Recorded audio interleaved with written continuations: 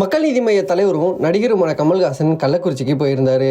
அங்கே கள்ளச்சாராயம் குறித்து ஆஸ்பத்திரியில் சிகிச்சைக்காக அனுமதிக்கப்பட்டவர்களை நேரில் சந்தித்து அவங்களோட உடல்நலன் குறித்தும் கேட்டறிந்து அவர்களுக்கு ஆறுதல் கூறினார். கள்ளக்குறிச்சி மாவட்டம் கருணாபுரத்தில் கள்ளச்சாராயம் குறித்து 180க்கும் அதிகமானவர்கள் பாதிக்கப்பட்டிருக்காங்க. மெத்தனால் கலந்த சாராய பாக்கெட்டுகளை வாங்கி அவங்க குடிச்ச நிலையில் உடல்நலம் பாதிக்கப்பட்டிருக்கு. திடீர் வாந்தி, மயக்கம் உள்ளிட்ட உடல்நல பாதிப்புகள் ஏற்பட்டதால் மருத்துவமனையில் அனுமதிக்கப்பட்டாங்க. இதில் பலரும் சிகிச்சை பலனளிக்காமல் உயிரிழந்திருக்காங்க. தற்போது வரை கள்ளச்சாராயம் குறித்து பலியானவர்கள் எண்ணிக்கை 57 இருக்குது. ஒட்டுமொத்த தமிழகத்தையே இந்த சம்பவம் அதிர வச்சது. மேலும் ஆஸ்பத்திரியில் உள்ளவர்களுக்கு தொடர்ந்து சிகிச்சை அளிக்கப்பட்டு வருது. இதே போல கள்ளக்குறிச்சியில் சாராயம் குறித்து உயிரிழந்தவர்களின் குடும்பத்திற்கு தலா ரூபாய் 10 லட்சம் வழங்க தமிழ்நாடு முதலமைச்சர் உத்தரவிட்டிருக்காரு. மேலும் இந்த சம்பவம் குறித்து விசாரிக்க உடனடியாக சிபிசிஐடி விசாரணைக்கும் உத்தரவிட்டிருக்காரு.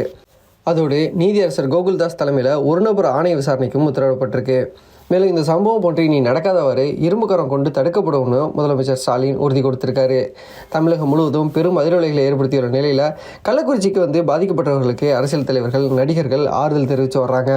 அந்த வகையில் மக்கள் நீதி மய்ய தலைவரும் நடிகருமான கமல்ஹாசன் கள்ளக்குறிச்சிக்கு சென்றிருந்தார். கள்ளக்குறிச்சியில் கள்ளச்சாராயம் குறித்து ஆஸ்பத்திரியில் சிகிச்சைக்காக அனுமதிப்பட்டவர்களை சந்தித்த நடிகர் கமல்ஹாசன் ஆறுதல் கூறினார். பாதிக்கப்பட்டவர்களோட உடல்நலன் குறித்தும் அவர் கேட்டறிஞ்சார்.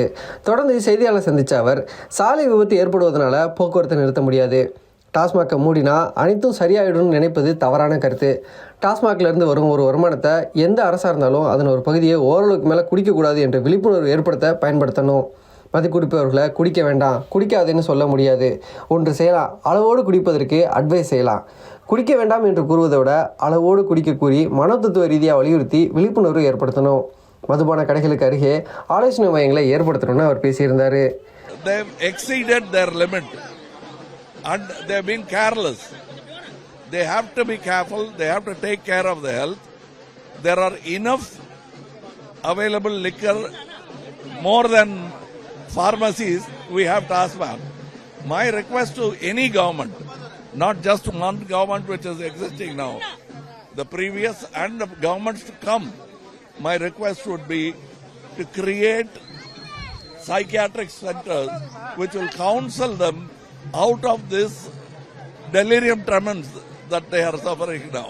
முன்னதாக தமிழக வெற்றி கழக தலைவரும் நடிகருமான விஜய் கள்ளக்குறிச்சிக்கு பாதிக்கப்பட்டவர்களை நேரில் சந்தித்து அவர்களோட உடல்நலம் குறித்து கேட்டறிந்து ஆறுதல் தெரிவித்தார்.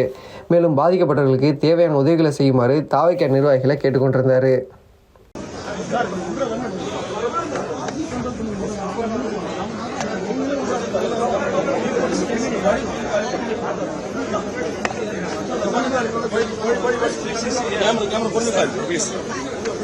Open the way.